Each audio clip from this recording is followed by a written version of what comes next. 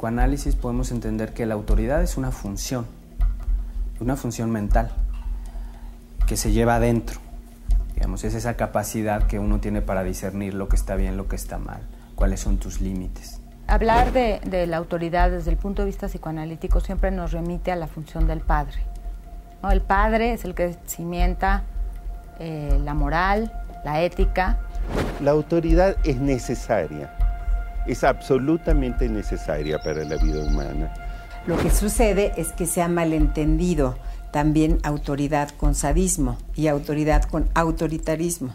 Mucho del problema del autoritarismo surge del vacío y de la ausencia del lugar que el padre debe de tener en el hogar, ¿no? Lo que estamos sufriendo de violencia sí se debe a una fractura de la autoridad. El Gober Precioso, por ejemplo, ¿no? Hace, deshace, sale libre, ¿no? Y eso, ¿qué es lo que pasa? Independientemente de lo que sea, es un pésimo ejemplo. No es coincidencia que después de tantos años de represión viniera una revolución tan sanguinaria. Entonces, creo que el problema de autoridad ha estado presente a lo largo de nuestra historia. Si nosotros asumimos, y lo podemos explicar un poquito más adelante, pero si nosotros asumimos que hay una falta de padre, de esto que se llama la entidad paterna, la figura paterna en nuestro país, esto podría explicar el por qué tantas veces parecería ser como que hay tantos actos inmorales.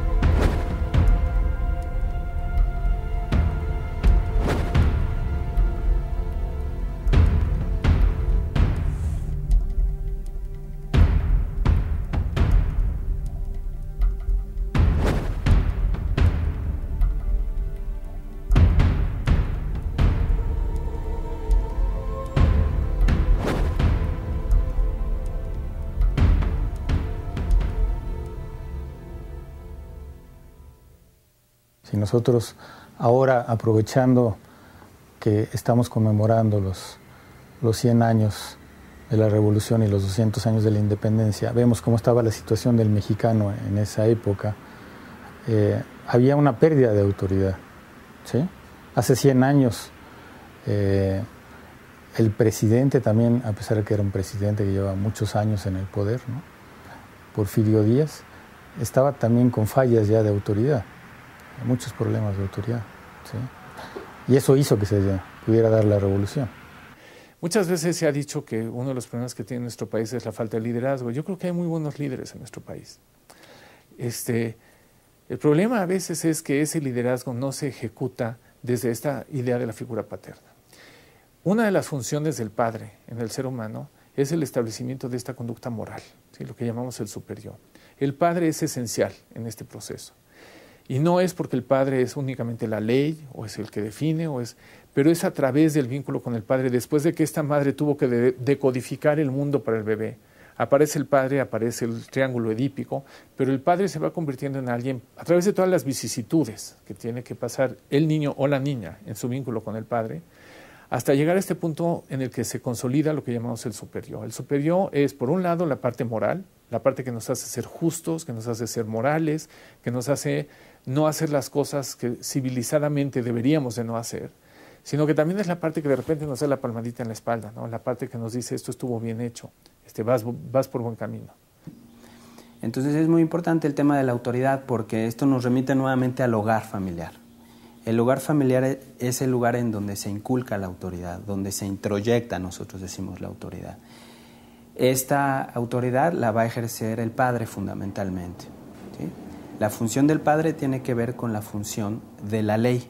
Nosotros decimos, otra forma de llamarlo es el padre simbólico. El padre simbólico ejerce esta función de decir lo que está bien y lo que está mal dentro de un hogar. Entonces, los hijos van a ir poco a poco introyectando esta ley en ellos mismos hasta tener una especie de padre interno que les va a dictar lo que está bien y lo que está mal, que les va a decir hasta aquí puedes llegar y hasta aquí no. Esto sucede en todos los hogares, de alguna manera. No se puede educar a un niño sin ejercer autoridad, y en eso fallamos muchas veces los padres. No se puede organizar un esfuerzo colectivo sin ejercer autoridad, No se puede causar el tratamiento médico de un enfermo sin ejercer autoridad. Lo que pasa es que con gran frecuencia se confunde la autoridad con el autoritarismo. La autoridad es necesaria para que tengamos cultura, si no, no existiría la cultura. Eso es un poco lo que Freud plantea en Tótem y Tabú, que es importante tener una organización, insertarte en esa cultura. Ahora, depende qué tipo de autoridad y depende a qué se le llame autoridad. Autoridad finalmente es separar y poner una ley de que no se puede hacer todo lo que uno quiere, que se puede hacer con un método. Ese es generalmente en la familia quien representa este papel, no es ley, pero generalmente es la figura paterna. Al faltar la figura del padre en la familia, no tenemos o no se tiene con quién identificar a las figuras de autoridad en la vida después de la infancia, después de la adolescencia.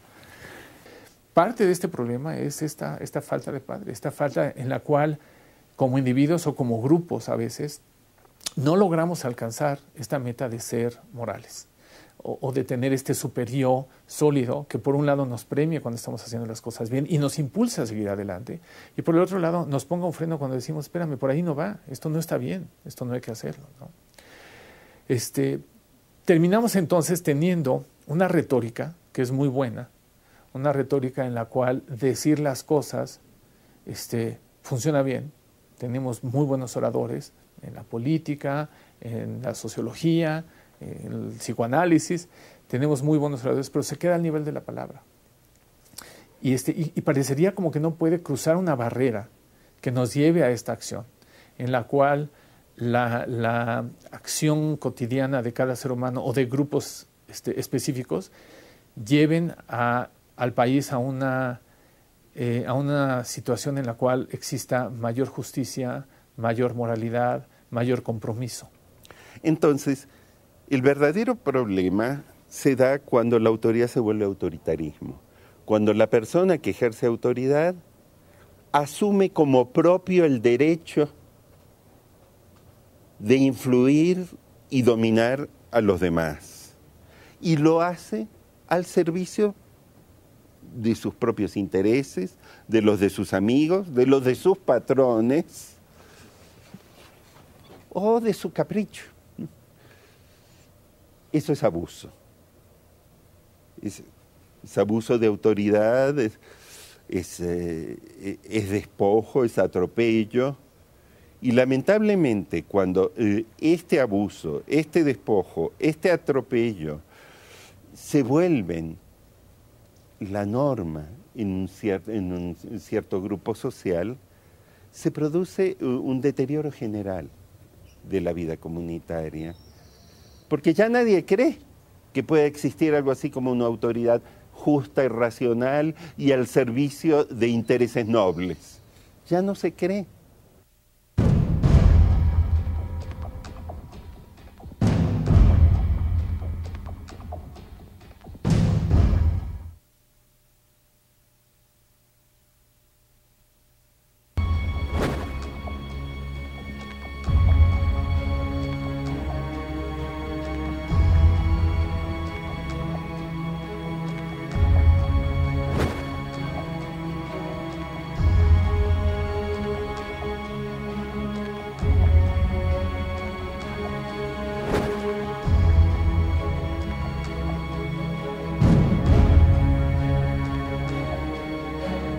Desde el mismo psicoanálisis haría un pequeño matiz, no hablaría tanto de una autoridad paterna como necesaria para que haya estabilidad u orden social, sino más bien hablaría de algo que el mismo Freud trató en varios textos, que es la necesidad de pactos sociales, pactos que sin duda pueden de alguna manera encarnarse en personas o en instituciones, pero en realidad lo que genera una sociedad estabilizada y una sociedad que avanza, al menos en la perspectiva de Freud, son los pactos sociales, porque es solamente a través del pacto social que se le puede poner un coto, un freno a la violencia. Una violencia, dicho sea de paso, que al menos desde la perspectiva del psicoanálisis, no es que sea instintiva, porque en psicoanálisis no hablamos de instintos, pero sí hablamos de que el ser humano en todo su proceso de constitución genera y conlleva una violencia y una agresividad, yo diría, consubstancial al acto mismo de la constitución del ser humano. Insisto, eso vale para México y para cualquiera. Lo importante de los pactos sociales es que van generando retenes a todo esto, ¿no? Pero cuando es el padre o los distintos funcionarios públicos quienes se saltan la ley porque están coludidos con el crimen organizado, porque quieren dar beneficio a los suyos, ¿sí? Porque están congregados o coludidos con una élite a la que van a beneficiar, todo el sistema se viene para abajo. Esto es terrible. Sí, tenemos un caos de autoridad en este país y justamente hay que pensar en qué es la autoridad. La autoridad en realidad es un proceso de maduración interna que le permite al ser humano organizar su conducta en torno a metas, en torno a demandas sociales, a la realidad. Y de pronto tenemos una cadena sin fin de abusos. En ese clima se pierde de vista la idea misma de la autoridad. Y hay otra autoridad que ha sido negada, que esa no depende del lugar que uno ocupa en el sistema social, sino de lo que uno es. Y es la autoridad del conocimiento. En el caso de México, tenemos esta autoridad para la que no contamos, que no nos mira, que no contempla nuestras necesidades, que no nos cría. La relación del mexicano con la autoridad se ha caracterizado por mucho tiempo por ser una relación infantil, o sea, de dependencia, en la que tenemos como un niño ultrajado durante muchísimos, 200 años, más de 200 años, ¿no? La conquista y todo esto. Entre más desconfiamos de nosotros mismos, más ponemos poder divino en el líder. Y el líder más se engríe, más le exacerbamos el narcisismo y más se identifica el mismo con Dios, como lo hacían los virreyes, como también antes en la era prehispánica lo hicieron los emperadores. Obviamente que los emperadores también se sentían Huitzilopochtli, o Tezcatlipoca, o Quetzalcóatl. Y durante la colonia, pues los virreyes se sentían pues el rey de España y de paso Dios. Y el Papa, todo eran.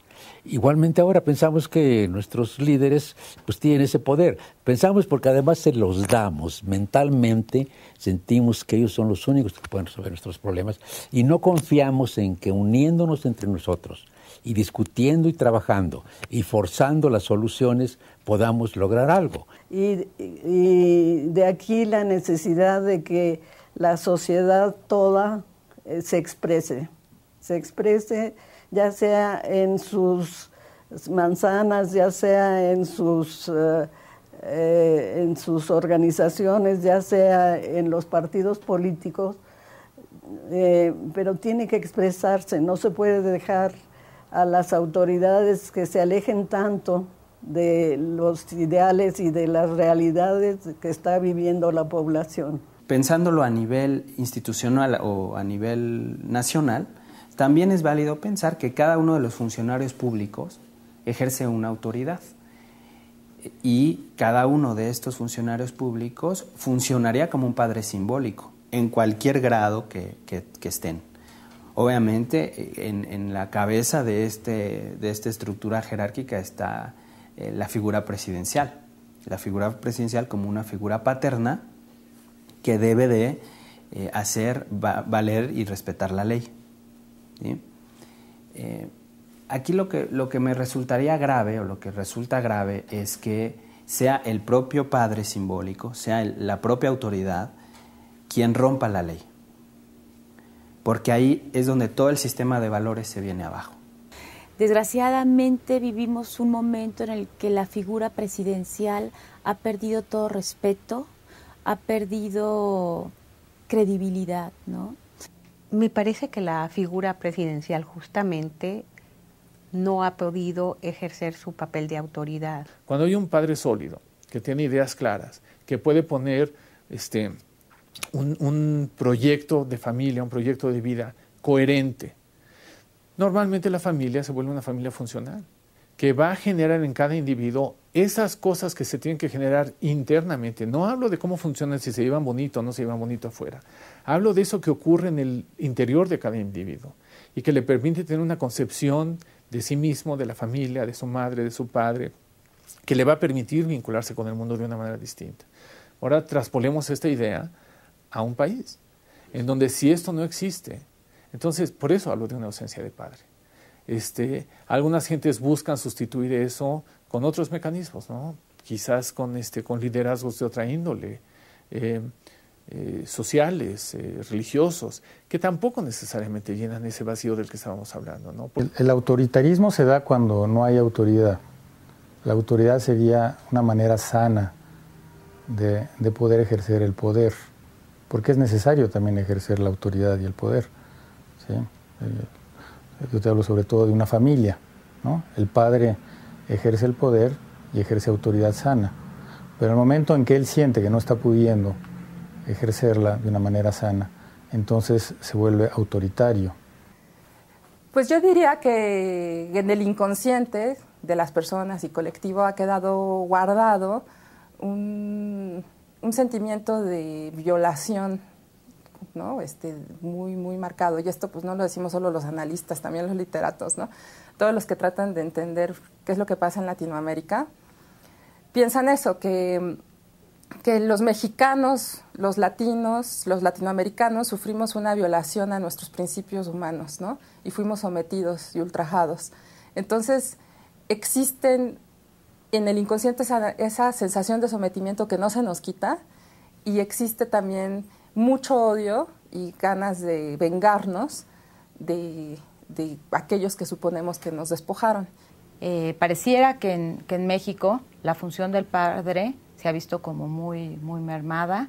Yo pensaría que en México nuestro gobierno funciona como un padre carente, un padre que ejerce su función de forma como deficiente, como cumpliendo así las necesidades más fundamentales y más básicas, como para no ser tachado de totalmente ausente, y sin embargo resulta insuficiente. Cada vez son más los mexicanos que están indignados de que se les trate como estúpidos, de que se hagan circos en las noticias, donde se pone un villano y uno rápidamente se lo compra de manera concreta.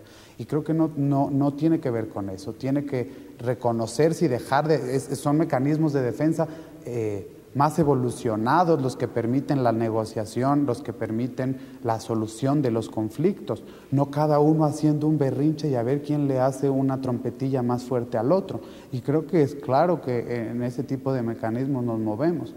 Vivimos en una sociedad donde los mexicanos estamos como a la zozobra, estamos como simples espectadores y no queremos ser partícipes de una sociedad que creo que sí nos da miedo. Y parece ser entonces que estamos en un juego perverso donde cada quien tiene que rascarse con sus propias uñas, ¿no? Lo cual genera un clima social francamente enfermante. Hablamos de perversión social cuando en una sociedad no se respeta ninguna ley y todo vale. Yo creo que en este momento, lamentablemente, hay algo de eso en la situación nacional. Hay una parte muy perversa en donde cada uno de los ciudadanos que ejerce cierta autoridad puede pensar o puede funcionar como si fuera su propia ley, ¿no? La perversión es hacer tu propia ley, no respetar la ley general, sino yo hacer mi propia ley. Yo creo que el pueblo mexicano es algo de lo que padece. No hay una figura de autoridad confiable, creíble, que sintamos que es una verdadera es un personaje que viene a poner orden en esta sociedad. No existe.